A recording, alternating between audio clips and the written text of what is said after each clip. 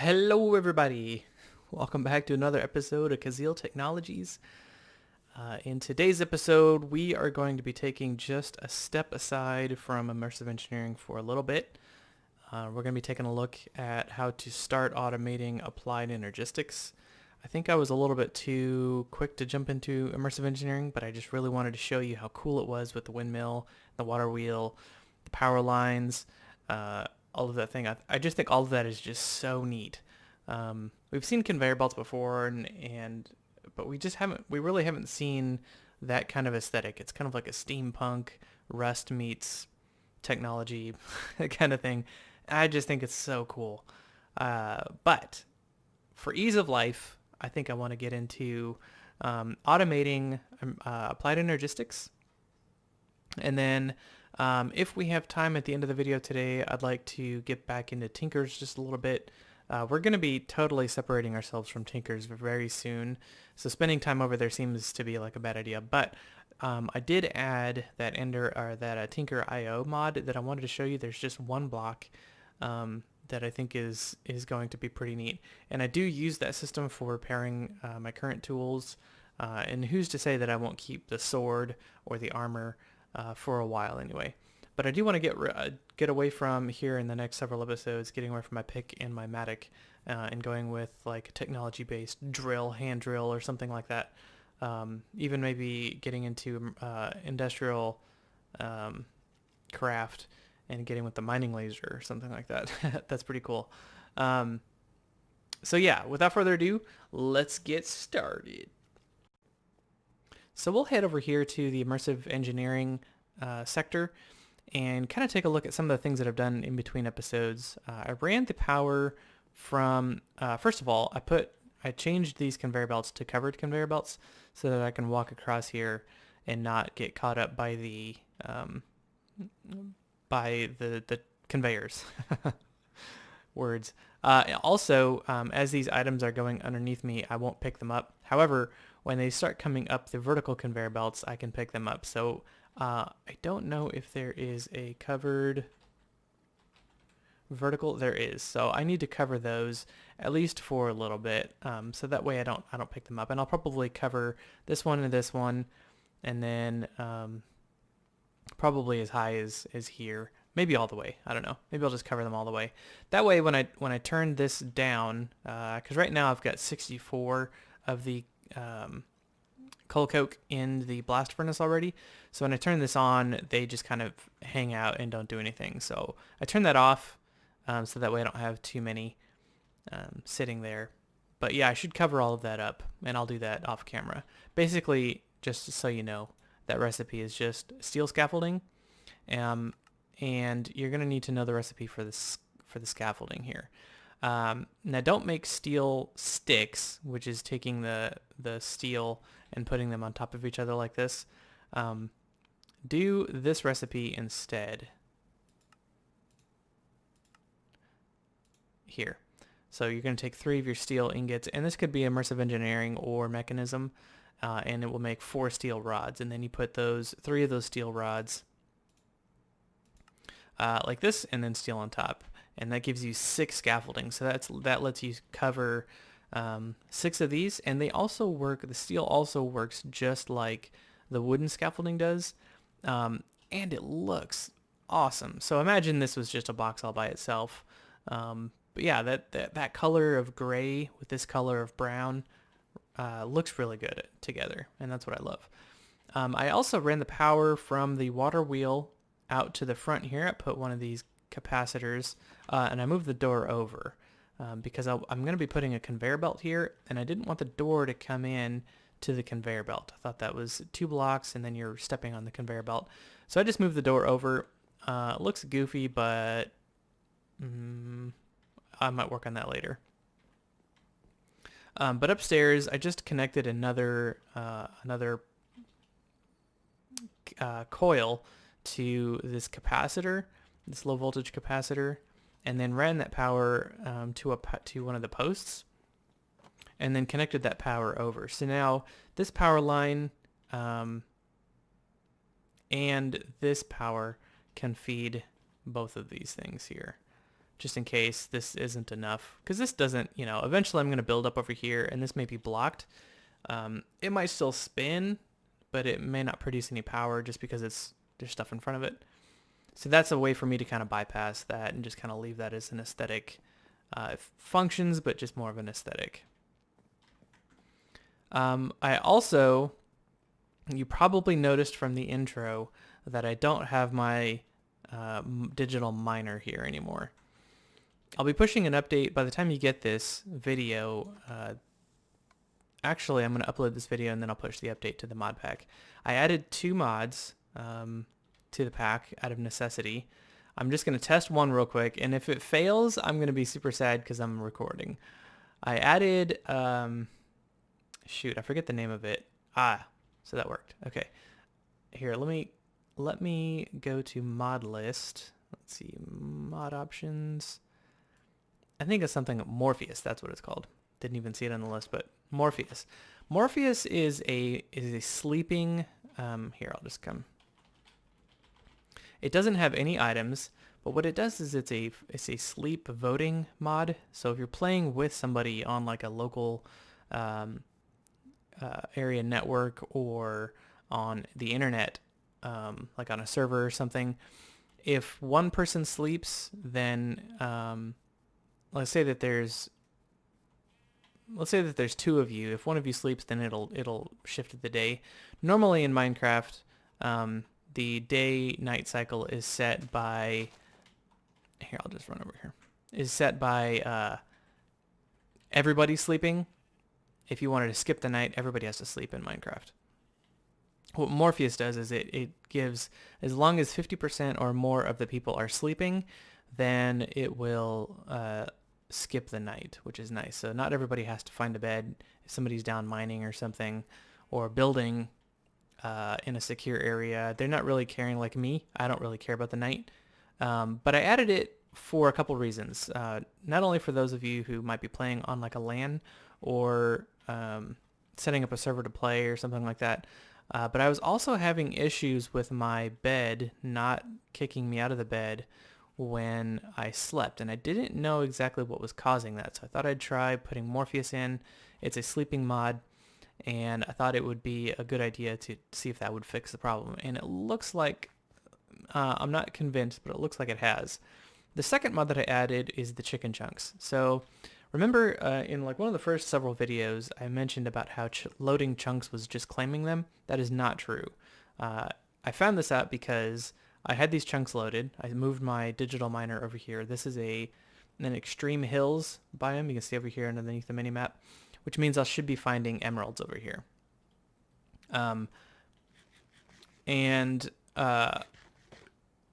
I claimed these chunks and then went back to the mining dimension and was not receiving a single block in my ender chest.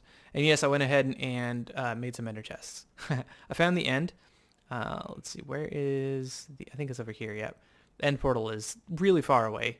I went and killed the ender dragon, grabbed some ender lilies and a bunch of end stone. I haven't really set that up yet in my mining sector, but that's going to be my source of ender pearls until I can get teleportation set up so I can get over there easier and over to these easier. So loading chunks when I was in a different realm was not working. Now, if I was still in the same overworld, I'll bet those chunks would be loaded. But since I went to a different realm, these chunks unloaded, which means this digital miner wasn't doing anything for me. So I installed our friendly chicken chunks mod, which gives us a chunk loader, and stuck it on top of here and let it load all these chunks so that it can mine. I wonder though, now I'm curious, I haven't never thought of this before. Let's reset. Let's show the area that we're mining. And let's turn the lasers on. Now, is this loading the entire area? No. Let's put up 3 chunks. That might be getting pretty close. Yeah. That's gonna do it. Okay. So I think what was happening was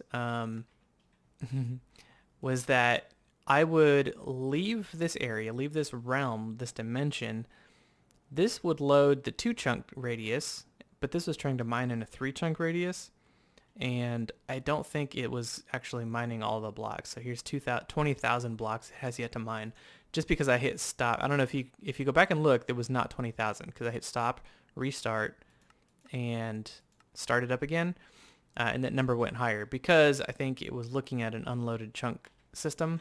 But anyway, so if you're gonna load this up just like I have it set up, and I set it up like I normally do, 32 block radius, that's as high as you can go, and from 0, that's bedrock, to here, and if you're going to set it up like me, make sure you set up your chicken chunk loader here to be 3 block radius at least, because then it will load. Now this will run only during the day because I've got solar panels on here.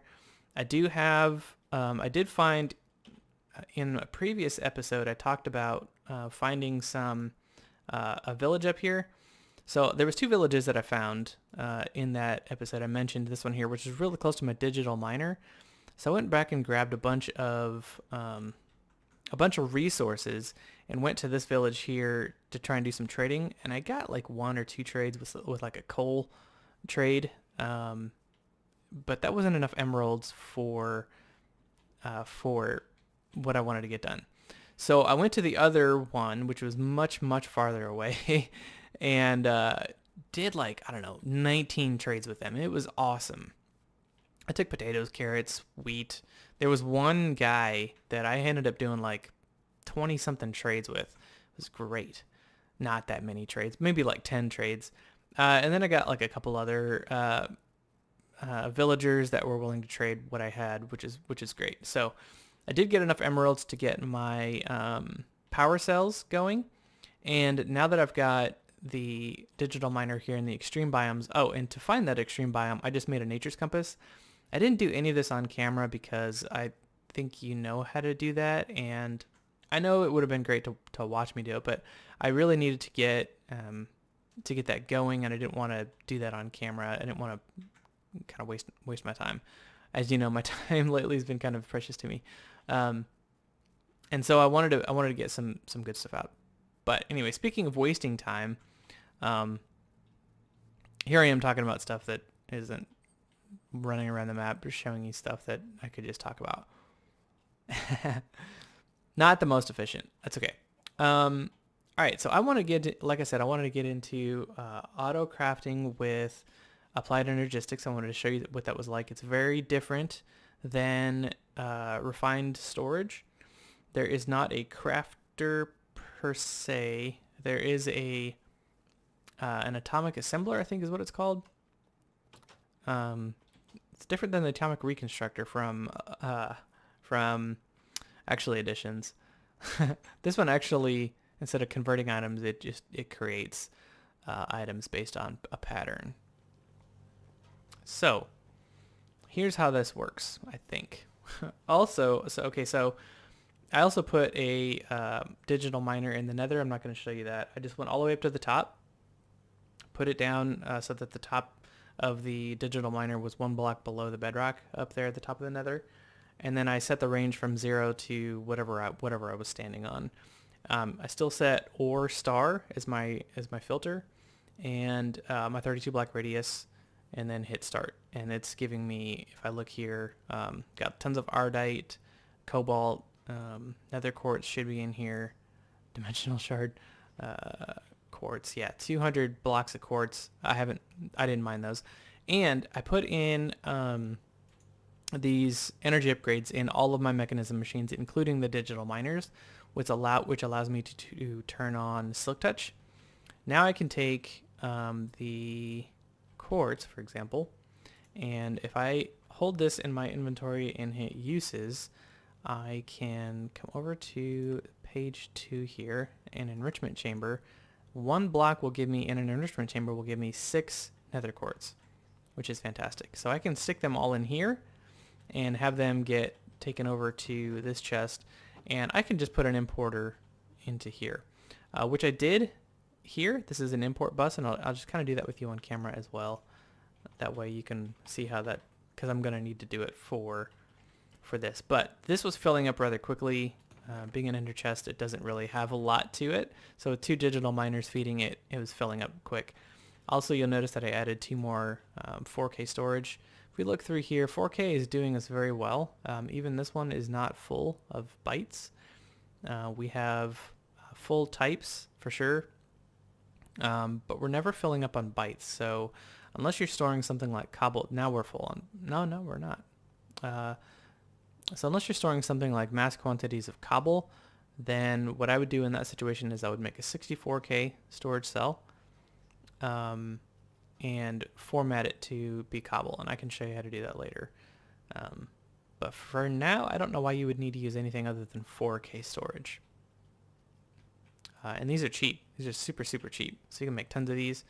That is one thing that I would criticize Applied Energistics for, is that there's not enough types for the storage amount. I think the higher your storage, the bytes, you should have more. You should be able to customize the number of types that you have. So like, for example, I can add on in the recipe to improve the number of types or something to that effect, because why would I use anything more than 4K? And if I'm going to use anything more than 4K, why would I use anything other than 64K? And at that point, the 64K storage cell can store up to 63 types, but you're probably not going to have that many types. I don't know. I would argue that maybe the more bytes that you need to use, the less types would be on there. And inversely, so the less bytes that you have, maybe more types. I don't know. Something to consider. He's never going to ever see this video, so there's no way. Okay, so let's get into the import bus here. So we know how to make an annihilation core, right? So we'll just do that.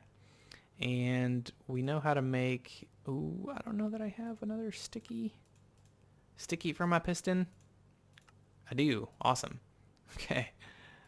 Yeah, so this is an import bus, and import bus just sits kind of on or next to whatever you want it to be, and it fills up the space above it, right? So this isn't connected to anything, so I'm going to need to grab a cable and hook that up. Now, we haven't looked at smart cables just yet. We will do that once we get into crafting here, which is going to be next. Okay, so if I look at Applied Energistics, and I come down to this right here, molecular assembler, not atomic assembler. People who know this mod probably caught that and were like, no, it's called a molecular assembler. This thing here is kind of going to be the start of our day. So let's make another quartz glass. I have a bunch. Did I not have? Cool. Okay, so this is our molecular assembler. So now this is going to be what we're going to use for, and we'll put all this back here. I'm going to put it up off the ground a little bit. I'm going to come up 2 and stick it up here. There we go. And now, in order to get things in here, we need to, now we could put a single crafting item in here. So for example, let's say that, let's make, before we get too far, crafting terminal. Remember how in refined storage we needed to make a terminal for a pattern terminal right here. So we need to make this. Of course, we don't have any of that. Let's grab a diamond. Let's grab redstone. And let's grab, let's see. I'm trying to remember how to make the silicone. Yeah. It's been a bit. Okay, Applied Energistics. Yeah, it's just the dust. Okay, so quartz dust. Will this one work? Will that turn into silicone? I think any kind of quartz turns into silicone. Yeah. Okay, cool. So let's stick that. Nope. here. And we'll stick the diamond one, engineering there, with redstone. And we should automate this as well, because this is not fun. And we can do that with a mod. Maybe I'll do that tomorrow. A mod that I'm, yeah, that I'd like to get into. It's new, and it uses, I don't think I'm going to have enough of that stuff. Okay, so Fluix. Can I crush this down? I can't crush this down, right? So we have to make, yeah, got to make this. And that's charged Certus quartz, nether quartz, redstone. Charged Certus quartz. Let's just make a bunch. Charged Certus quartz, nether quartz, and redstone.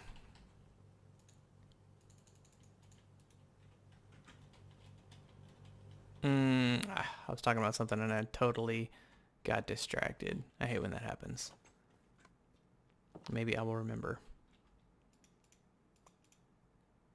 Oh, it's not going in. Oh, I think I was talking about, well, I can't be standing in there. Here, let's just do this. Are those in the same block? Is that going to work? Yep, okay. I don't remember what I was talking about. Don't worry about it. We'll just start over a new thought. Okay, these got to be crushed. I'm going to just go ahead and crush all of these because I'm going to need to crush them anyway. We will set up an, oh, I was talking about what we're going to be using for automation today, or this mod pack. We do have XNet in the system, and XNet is going to be there for when I can't figure out how to do it any other way. We've used XNet in the other mod pack, but we're not going to necessarily rely on it as much in this mod pack. What we're going to do instead is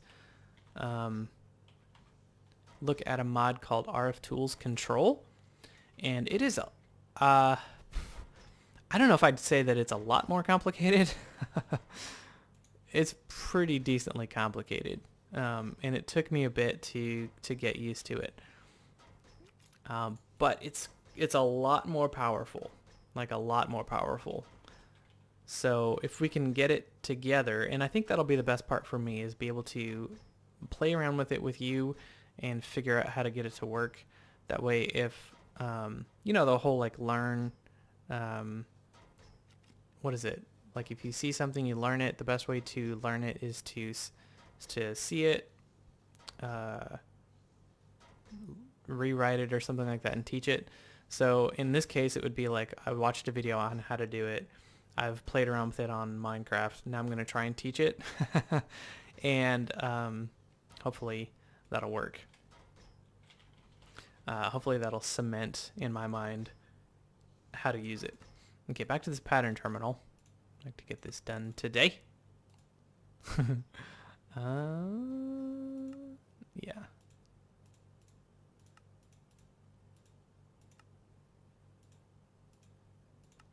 There we go. And finally that. Okay. Now this can go, I'm just going to stick this here. And so the first thing that we'll want to craft, same thing with, what was it? Refined storage. We want to make a pattern as our first pattern. And we want to make the pattern of the pattern. Where is it? I could just type in pattern. I think it's called blank pattern. Oh man, I thought I'd recognize it as soon as I saw it, and it is not happening. So we might have to type it in.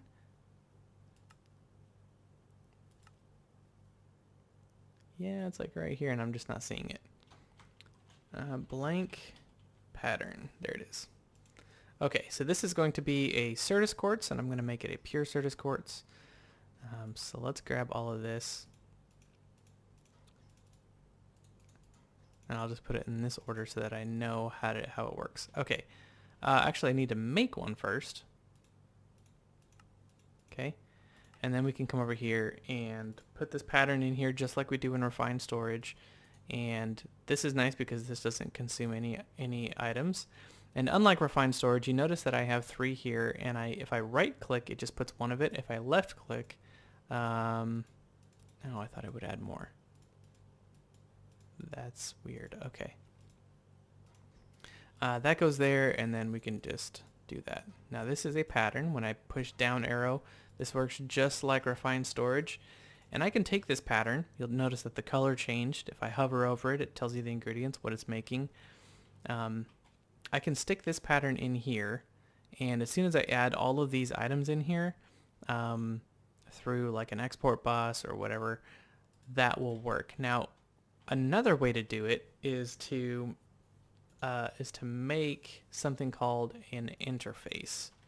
Now, we worked with interfaces with refined storage, but what Applied Energistics does is gives us an interface terminal. So the difference between an interface, this would be the block, and a terminal would be that this takes up less space. No, it's not the interface terminal. It's the interface, this one here.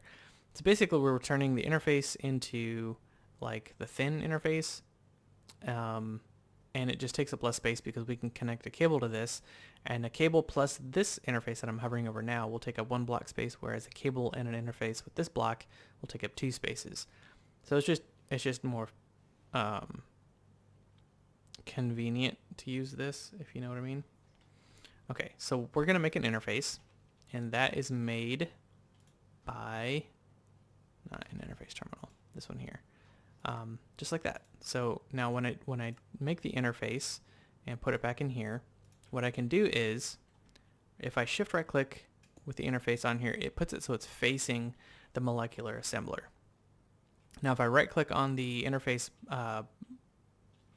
pane here, it gives me just like our crafters. If you remember, the crafters had a pattern for 1, 2, 3, 4, I think it's 9.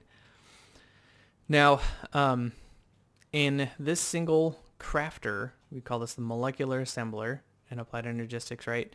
I can have all of these faces covered with the interface right here, right? This interface block.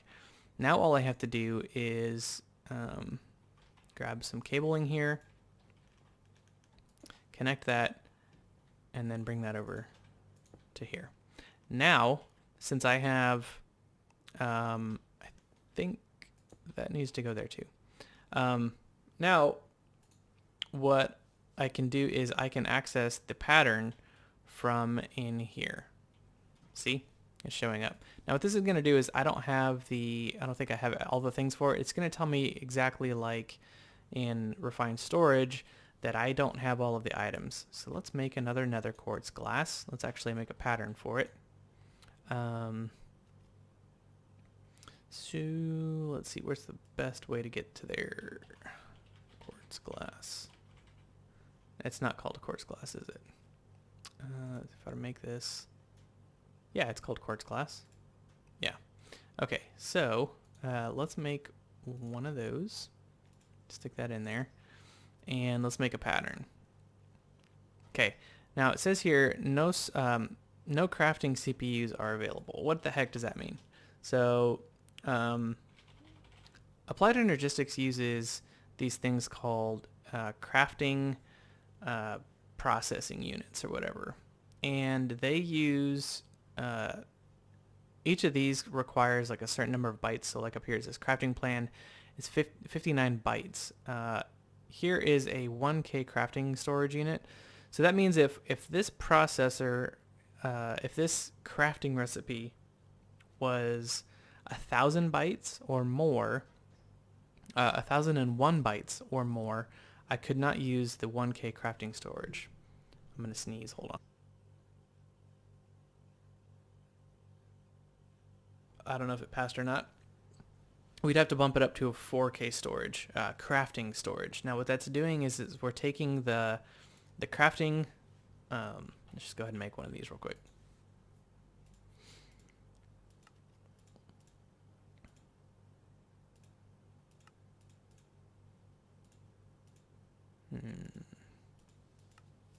Okay, now this is going to be connected to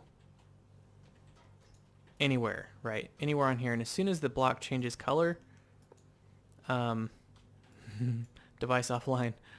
Put it on here, device online. It changes its shape or whatever, changes its color. That tells you that it's been placed correctly.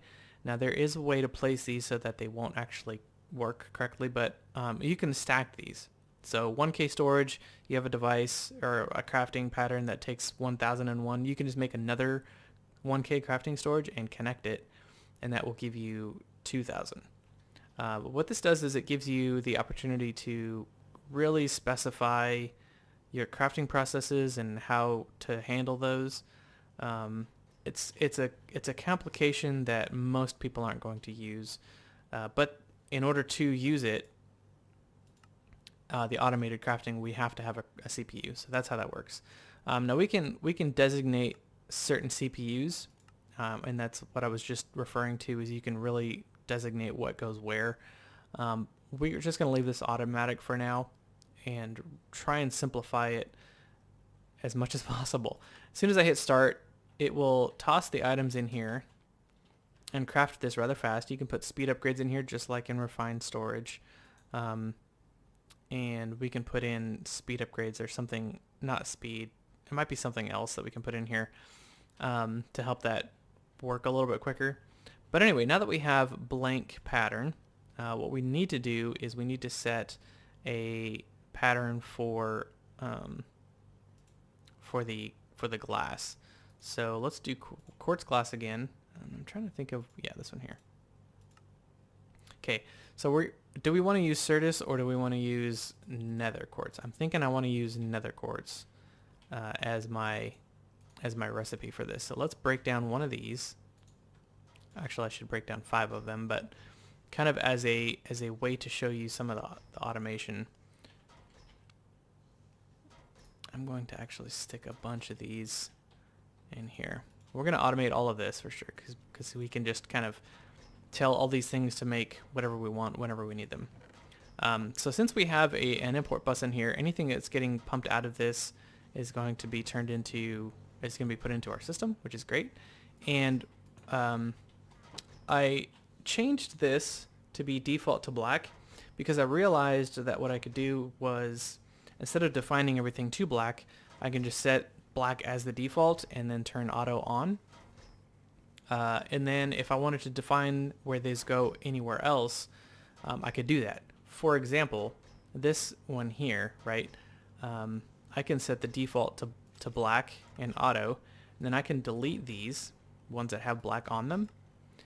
That way, if it's not defined, it will go to black. If it is defined, it will not go to black. For example, I don't want these to go to black because I want these to be here for whenever these drop down in number. So that's kind of a really nice thing to do, is just set a default to black, turn it on, and then if you wanted to do anything other than black, for your, for my example, if you have a different color as your default, that's fine. But that way, anything that gets crafted from the enrichment chamber or the smelter gets automatically put into my Applied Energistics system through the import bus. I hope I'm not going too fast. We did all this in immersive engineering. It's just a different format. It's just a different face on it. It does all the same thing. I think you're able to keep up.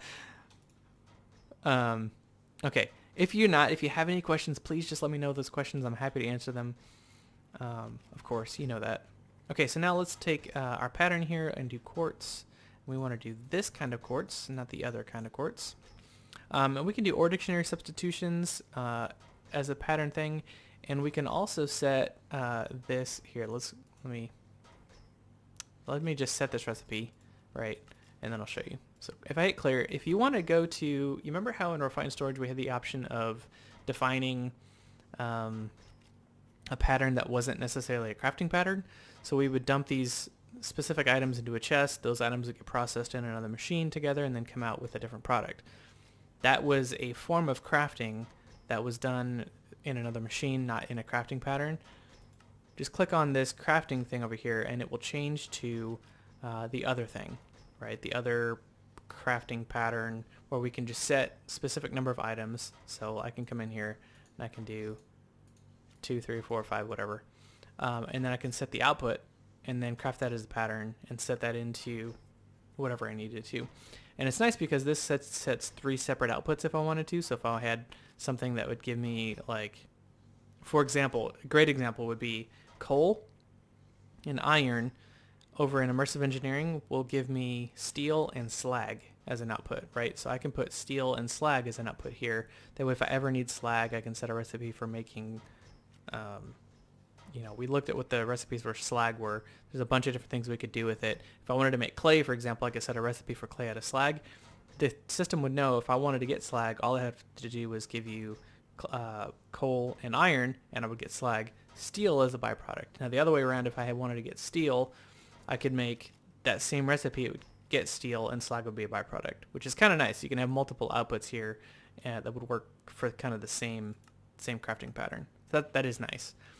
Okay, so now that we have the recipe for quartz glass, you notice that when we put it in here, it turns into the icon that it's making. I shouldn't have any problem making 10 of these, except I need a bunch more. We're working on it. Oh. Let's actually grab... We're not working on it anymore. Let's grab a stack. Set that in here. One of the other things that I did off camera that I wanted to show you, now that we've got auto crafting kind of set up, we should be able to get into the other things that I wanted to show you. So let's not click down there. Let's grab iron. And I want to show you what to do over here with your ore tripling. So if you're here with me and you've caught up and you have all of this made, here's a project for you to do in between episodes. So once you get energy upgrades into all of these, that's 8 gold per machine. Shouldn't be a problem if you have a digital miner or 2 running. Then grab some speed upgrades, and I'll show you how many put on here. Speed upgrades. You're looking for this one here. It looks like 2 chevrons in a box. It's the mechanism speed upgrade. None of these other ones will work. It is osmium dust, so it is osmium that has been crushed down to this point here. So you've sent it in here, it's been put into flakes or whatever, and then it's been enriched into dust. Before it goes into the smelter, pull it out or turn off the auto eject here, and just let it sit as osmium, and then that's going to give you the osmium dust. You know how to make enriched alloy and some glass, and that's going to give you a speed upgrade. So instead of gold dust here, you're just going to use osmium dust. It's the same concept. And what you're going to do in these specific machines, remember how energy upgrades, if you put 8 energy upgrades in, you're working at 1/10 of the power that you were before. So for example, this machine here was a 80 RF per tick machine. We put 8 energy upgrades into it, and now it's 1/10 of that power being used. So it's 8 RF.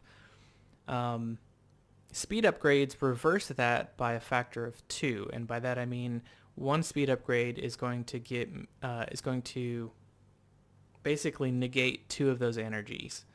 Okay, so here's what I mean by that. So let's pull all of these out. Okay, so this is the crusher. The crusher normally uses 20 RF per tick. Now if I put 2 of these in here, we're going to expect that this to go down not quite by a half, right? 1 speed upgrade is going to negate that. This should go back up to 20. Okay, so 1 speed upgrade for 2 energy, basically. So now if I were to have this out of here, what this speed upgrade would do is it would go from, I don't know why I took that out of there, go back in. It would go from 20 to 35, right?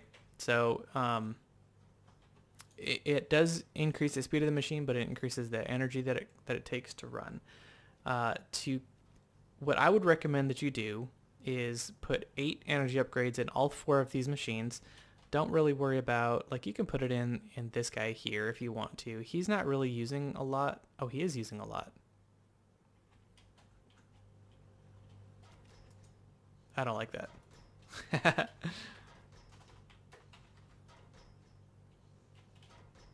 Uh-oh.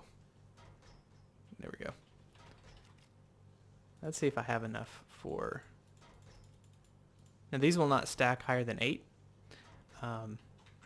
Thankfully I had that 40 energy is a lot for power. Holy smokes. Okay, we'll stick that in there. So what I would recommend is all 5 of these machines, and remember you can put them in this one, but it's not going to reduce how much power it's going to take. All it does is it increases how much power can be stored in here, and we're not using this as a battery. So that's not really necessary. And we have plenty of power. Oh, nope. I don't want it in that one. I want it in this one. We have plenty of power to power this while it's running. So not worried about that. And by plenty of power, I mean that's probably something we should address soon. Okay, so remember how I said that I wanted to speed these up because it was just annoying how this would make 3 shards. Those 3 shards would dump into this crusher, and then the crusher would handle one of them in the same time that this would be making 3 more, right? So it would bottleneck right here. So watch what happens when I put one of these iron ores in here. I'll just put a whole stack so you can kind of see the process as it goes. Okay, so this makes 3. Those 3 get dumped into here. Look how fast that is, right? So it's going to process with 4 speed upgrades. It's going to process all 3 of those shards before another 3 are put in. Okay. Now, if you put 4 speed upgrades in the machines after that, so enrichment chamber, energized smelter, they're going to be able to keep up, right? They're all going to be running at the same speed. So as the crusher puts the dirty dust into the enrichment chamber is turning that into dust, purified dust, at the same rate that the crusher is putting it into the enrichment chamber. And the same with the smelter. The smelter is handling it, the dust, turning it into ingots at the same rate that the energized smelter, or that the enrichment chamber is turning it into purified dust. So there you go. So that's what I would recommend you do is 8 energy upgrades in each of these, and then 4 speed upgrades in the crusher, enrichment chamber, and energized smelter. Now that's going to bring your power back up to what it was without the energy, but it's running a lot faster. It's able to 3 times faster actually, so which is pretty good. Okay, now let's get into the Tinker IO that I wanted to. I don't think it's going to work like that. I want to get into this smart output if I can. Ooh, ice. If I can. I don't think I can make cryothium dust, and I don't have blitz powders. Is there another way to get this? Yes? No. I'm not really interested in going looking for blitz. We can fluid transpose liquid XP from open blocks into a snowball to make blitz powder. Blizz powder. Other than that, I don't... That's really annoying. Ice. What else is there a way to do it? So glacial precipitator. How much is that thing? Because it's just taking water and turning it into ice. Let's see how expensive that thing is. I think I can just click over here. Okay, that just takes some Invar, copper, machine frame. I think we should be able to make all of that. So let's click back on here. Glacial precipitator, and we'll do tin gear. Okay, we gotta come back into all of this. Invar, and Invar is going to be made over in our, that's iron and nickel, makes 3, and I need, how much do I need? 2. Okay. Iron. Let's just make this an Invar. I think, ooh, not Invar, dummy. What was it? Nickel? It doesn't matter which nickel. And then we'll run over to our Tinker's smeltery and stick that in there and let that cook up. Turn that into ingots. Oh, we got some stuff in here. Yeah, I was showing you that the speed at which that works. Okay, so that'll turn into nickel. I mean, Invar. And then we're going to need to make copper gears are pretty easy, and that's pretty easy. Okay, so we can do this, and then we just need to put water into it, and it'll freeze. I should have brought fuel. I didn't bring any fuel.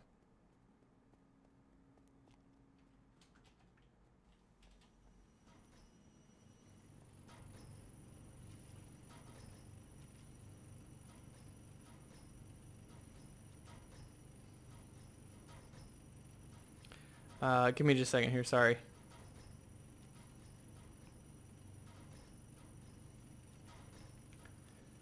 All right.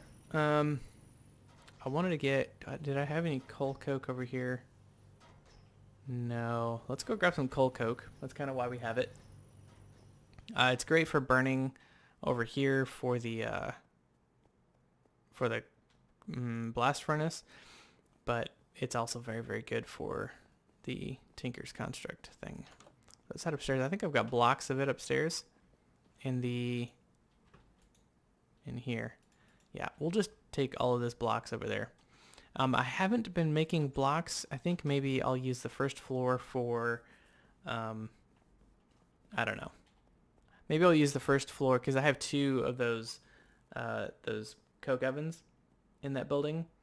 And maybe I'll use the first floor for the individual pieces of coal coke, and I'll use the top floor for the bricks, the blocks of coal coke. And I just won't export those out or something. I'll just keep those right where they're at. So let's put that in there. Turns up to super hot. And does it also need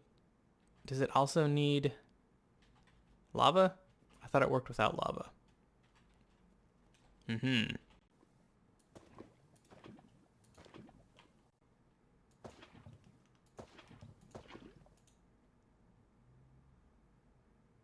Okay, there we go. While we're waiting on that to smelt, which is weird, it should be super hot. Oh, it cooled down already. That's a waste. There we go. Okay. So probably should hold off on using these. I don't know. It's not that hard to make those. It's not like we're struggling for coal. Okay, just needed 2, right? Come on. Man, that takes a while. Okay, cool. One of the things I wanted to show you real quick before we get too much further, up on the left here, I mentioned, again, the claiming chunks thing. I'd like to show you the client-side settings. So my server settings, you come in here and you can change some stuff if you want. Sidebar buttons, I took off some of these things that I don't ever want to use. Like, I'm not going to mess with that. So I took off those. And then look at the admin panel. This admin panel is really cool. If you hit edit world, you can come down here. You can turn off the day-night cycle if you want. Where was that? Do weather cycle, I have turned that off. Because one of the points of living in the mining dimension was not having to sleep. And the weather messes that up. So I've turned that off. Some people might give me crap for that. You can do day-night cycle. You can turn that off if you want. Entity drops, fire tick, I've turned that off. You can deal with all of this instead of having to do the commands. Where is the other one that is really, really important? Mob griefing. You can turn that off here too. Instead of using the command slash whatever it's called, mob griefing false, you can just do that here, which does the same thing, but you can check and make sure that it's always off. And you can kind of set all of this stuff in here, which is really, really nice that you don't have to really worry about commands. You can just kind of come in here and do it. So I have done that. I've turned the weather cycle off because that was irritating to me. I mean, it made it so that I had to sleep less often, but I'm here specifically for the constant daytime. So I did that. Okay, let's make this thing and finish this episode up. Copper, I need 2 of these. And let's make 1 of these. Did that actually do it? And then a piston. And then lastly, let's make the block itself. Cool. Okay, we'll hook this up to power somewhere. Just at the end of the line here, we'll pick this off for now.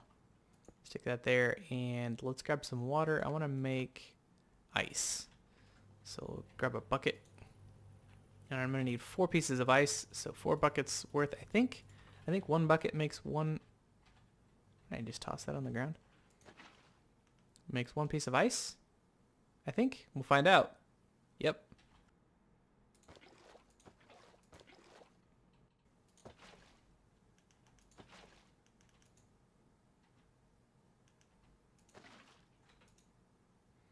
Awesome. There are our 4 pieces of ice, and then I need to make seared bricks, which I don't think I have any of. Seared stone. Yeah. I think it's 4 cobblestone per, right? 1 block. I'm not so sure. Yeah, I think so though. If memory serves, I think it's 4 cobblestone per. Oh, are you kidding me? Okay, well. How do I not have like a ton of cobblestone? That's like the one resource everybody has a lot of.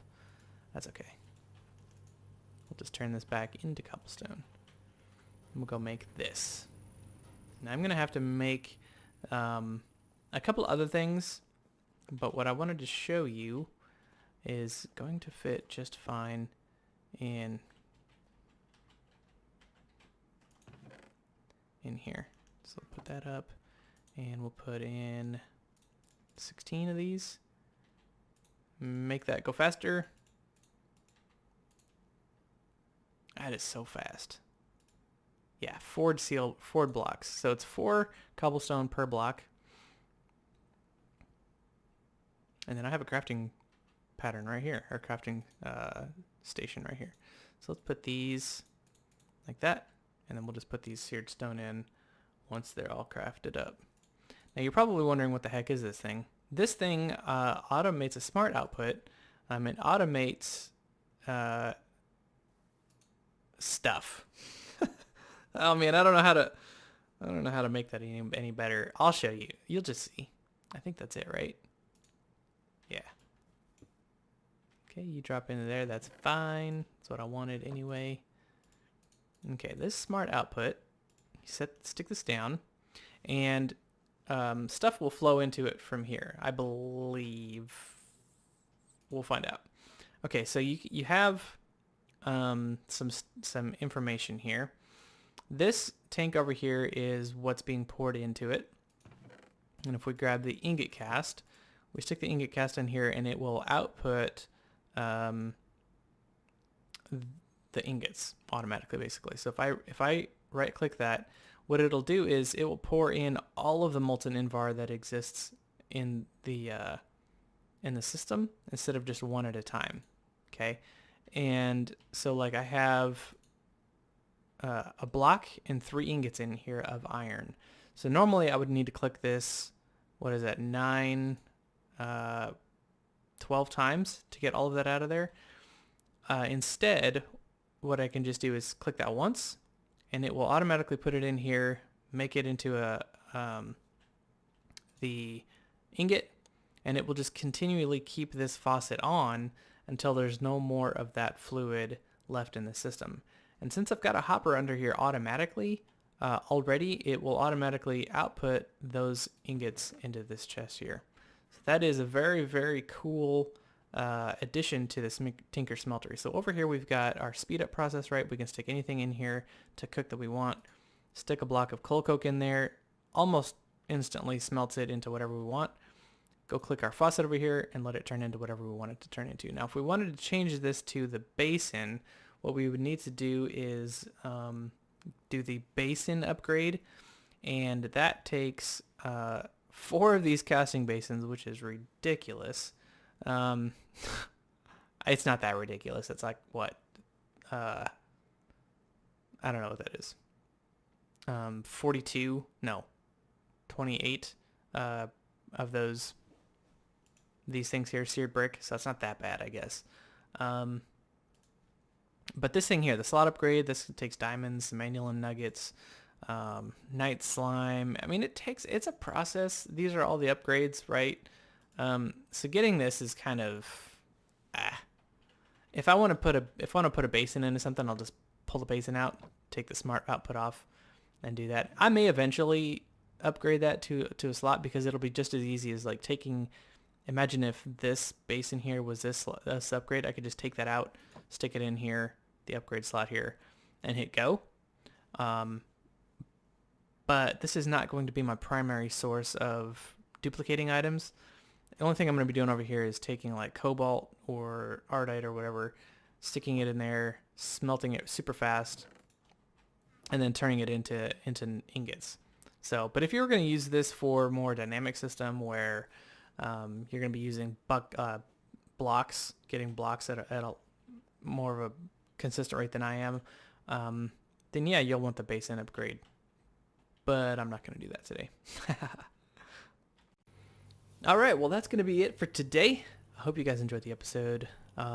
As always, yeah, so now we've got some automation. I'm probably going to do some more with that off camera, where I'll be adding more of the interface faces, blocks, panes. I don't know what to call them. Interface panes. And kind of setting up some of the things that I craft on a more regular basis into a pattern, and then putting those into that molecular assembler over there. But if I do anything, if I get into a spot where I'm going to be automating any of these things behind me, I'll save that for an episode so that way you can kind of play along. Like I said, if you have any questions about any of the things that I've done in today's episode, I know one of you that's gonna be watching this has my number. Just give me a call. I'm happy to chat. Everybody else, just leave a comment, and I'll get to you as soon as I can. But y'all have a great rest of the day. I'll catch you in the next one. Take care. Bye-bye.